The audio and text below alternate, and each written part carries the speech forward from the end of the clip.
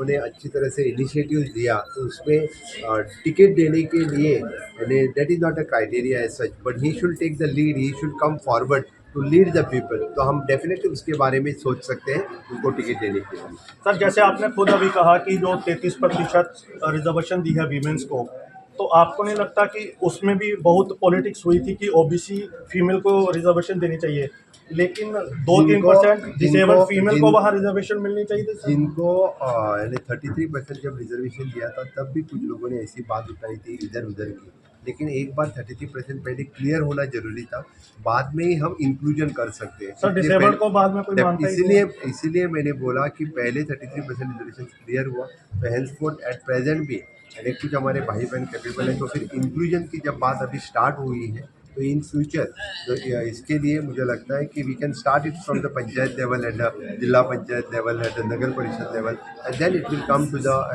विधान assembly and for the Lok Sabha in future. अगले साल विल टेक फॉरवर्ड। अगले साल भी गोवा होस्ट करेगा पर डेफिनेटली आप करिए ना।